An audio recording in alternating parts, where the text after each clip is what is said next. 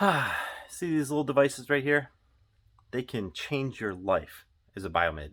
Make your day go a lot smoother than what it normally would have to go if you had to type everything in. We're going to cover barcode scanners. Not the most exciting topic, but I guarantee if you listen to what I got to say, it might change the way you do business and make your life a little bit easier. Coming up next, right here on Better Biomed.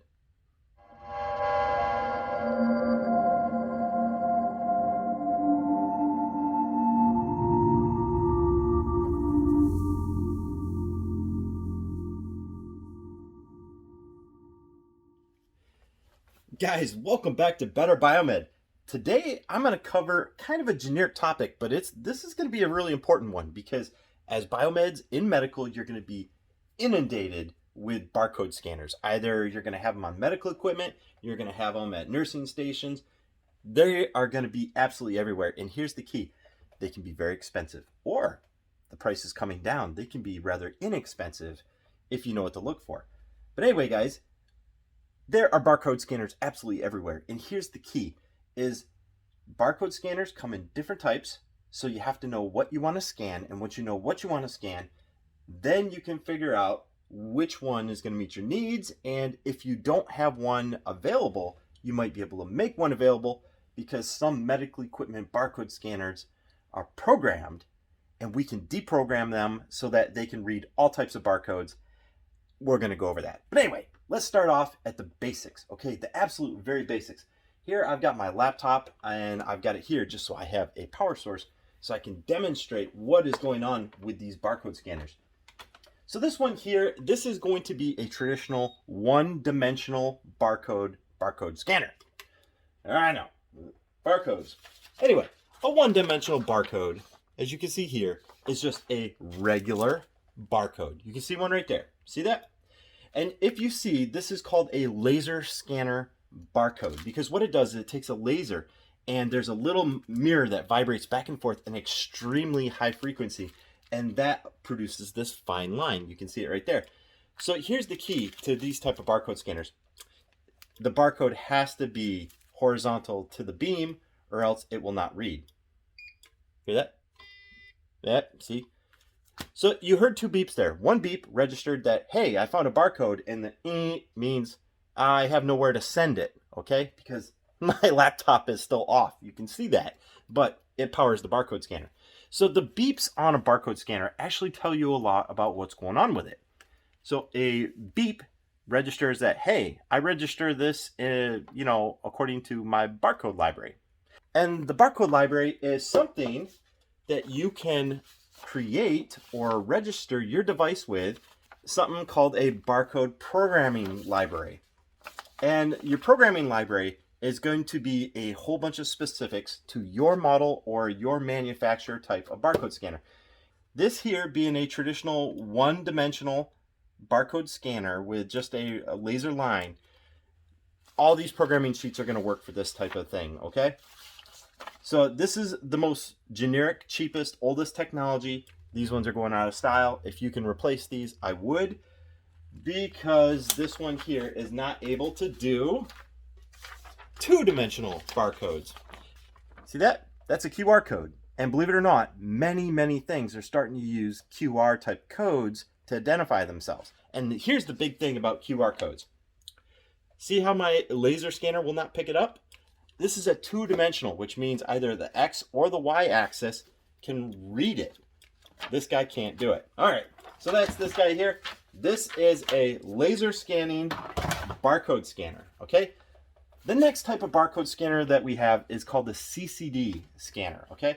And it is a charge-coupled device, and it uses an array. Hold on. There we go. It uses an array to pick up X and Y. So it doesn't just pick up linear, it picks up X and Y. And you see, as I pull the trigger, you can see an aiming dot. And then surrounding the aiming dot is the array. You see that? It's a whole pattern of lasers that can pick stuff up. And here, watch this. It registers it. I can register it upside down. I can register it right side up. It doesn't matter, because it's an X and Y two-dimensional barcode scanner. So that's a CCD model. Now this one is slightly different. You can see that there is still a laser that's scanning because the dot is vibrating. This is just one piece of a technology, okay? I have another one here, which is also a CCD scanner, but you will notice that this guy is different. So notice that it's got the red that is all around, but at the same time, it's got a line, okay? So the line is like an aiming line, but at the same time, it can register two dimensions. You see that? So this is also a CCD scanner, but it has an aiming line instead of an aiming dot. This is probably an older technology than the aiming dot, but let's press on. So that is your 2-dimension, that is your 1-dimension. Now, what you are going to do is when you get a barcode scanner, you're going to use your programming library to set it up. And here's the thing about medical device barcode scanners. They're usually set for a prefix, which is characters that are before the scan. So if I scan the number 1125, the prefix might be a star or a space. So it'll be space 1125 or star 1125. You can erase all that garbage by doing a reset. And by doing that, you reset it to whatever the factory defaults are, okay? And there are so many options to go over. Carrier return is one of them. Carrier return is something that you want to program because if I'm doing like an Excel spreadsheet and I scan something in, I want it to immediately go to the next cell because that's how you do an inventory, right? Is you scan, it hits enter, drops you down the next cell in your spreadsheet, scan, scan, scan, right? So that's called the carrier return. Now, the most common barcodes out there that you're going to encounter are going to be what? Your code 128 and your code 39s. But that is not all of them, especially for medical consumables. If you have some consumables and your barcode scanner that's on your medical device, it's not picking up a certain type of barcode, well, we can program it to accept it, okay? There's not too many people that make barcode scanners. The actual cell inside that does the registration of the barcode, there's only a couple of them, and Honeywell is one of the major manufacturers of that. So even though it might be a different brand of barcode scanner, if you open it up and you read the chip, it probably says Honeywell inside it.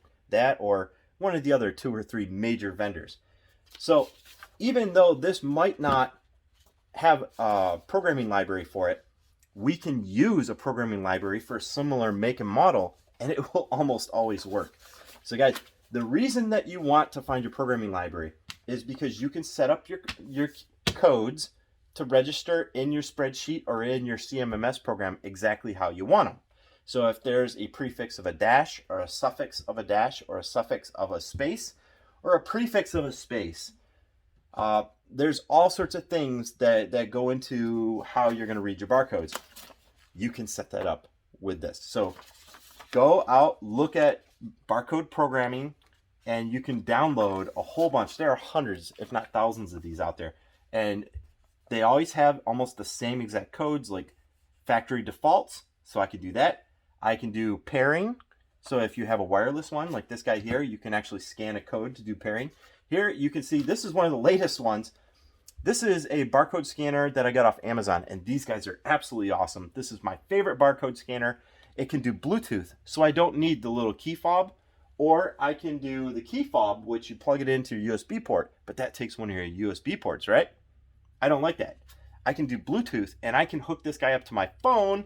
I can hook it up to my laptop. I can hook it up to my computer, and you can do that by activating Bluetooth. And you can see right on the card right here. This barcode scanner is not very expensive. I think it's like $50.